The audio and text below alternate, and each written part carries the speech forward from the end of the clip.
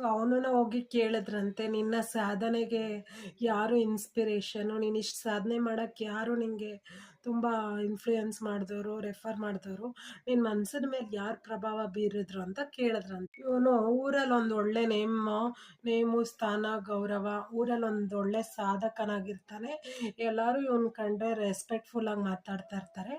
ಅವನ ಹತ್ರ ಹೋಗ್ಬಿಟ್ಟು ನೀನು ಈ ಸಾಧನೆಗೆ ಕಾರಣ ಏನು ಅಂತ ಯಾರೋ ಅಂದ್ರೆ ಕ್ಯೂರಿಯಸ್ ಪರ್ಸನ್ಸ್ ತುಂಬ ಇರ್ತಾರಲ್ವಾ, ಸೊ ಅವ್ರು ಕೇಳಿದ್ರಂತೆ. ಸೊ ಅವನು ಹೇಳದ್ನಂತೆ, ಸೊ ಇನ್ನೊಬ್ಬ ಮಗ ಹೇಳದ್ನಂತೆ, ಇದೆಲ್ಲದಕ್ಕೂ ಕಾರಣ ನಮ್ಮ ಅಪ್ಪ ಅಂತ. ಸೊ ಅವ್ರಿಗೆ ತುಂಬಾ ಆಶ್ಚರ್ಯ ಆಯ್ತಂತೆ. ಅಂದ್ರೆ ಕೆಟ್ಟ ಅಭ್ಯಾಸ ಕಲ್ತ್ ಮಗನೂ ಅವ್ರ ಅಪ್ಪನೇ ರೋಲ್ ಮಾಡಲ್ ಅಂತಾನೆ, ಸೊ ಒಳ್ಳೆ ಸಾಧಕನಾಗಿರೋ ಮಗನೂ ಅವ್ರ ಅಪ್ಪನೇ ರೋಲ್ ಮಾಡಲ್ಲಂತಾನೆ. ಏನಿದ್ರ ವಿಶೇಷತೆ ಅಂತ ನೋಡ್ತಾ ಹೋಗೋಣ ಬನ್ನಿ. ಸೊ ಅವನ್ನ ನೋಡಿದ್ರೆ ನಮ್ಮ ಅಪ್ಪನೇ ಇನ್ಸ್ಪಿರೇಷನ್ ಅಂತಾನೆ, ಇವನ್ನ ನೋಡಿದ್ರೆ ನಮ್ಮ ಅಪ್ಪನೇ ಇನ್ಸ್ಪಿರೇಷನ್ ಅಂತಾನೆ.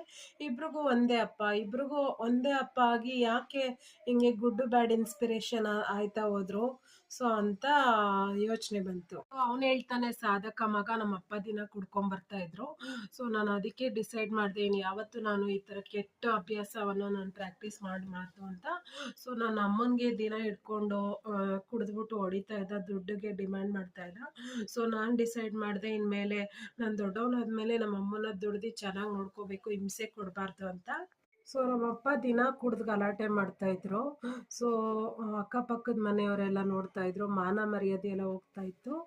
ಸೊ ಅಕ್ಕಪಕ್ಕದವ್ರ ಅಕ್ಕಪಕ್ಕದವ್ರು ನೋಡೋ ಥರ ಕುಡ್ದು ಗಲಾಟೆ ಮಾಡ್ತಾ ಇದ್ದಾಗ ಮಾನ ಮರ್ಯಾದೆಯನ್ನು ತುಂಬ ಹೋಗ್ತಾ ಇತ್ತು.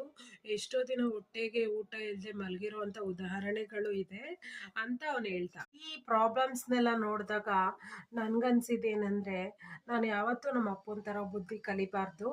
ಸೊ ನಾನು ದೊಡ್ಡವನಾದ್ಮೇಲೆ ದೊಡ್ಡ ಸಾಧನೆ ಮಾಡಬೇಕು, ನಾನು ಗೆದ್ದೇ ಗೆಲ್ತೀನಿ ಜೀವನದಲ್ಲಿ, ನಮ್ಮ ಅಮ್ಮನ ಚೆನ್ನಾಗಿ ನೋಡ್ಕೋತೀನಿ ಅಂತ ಡಿಸೈಡ್ ಮಾಡ್ತಾನ ಅವನು.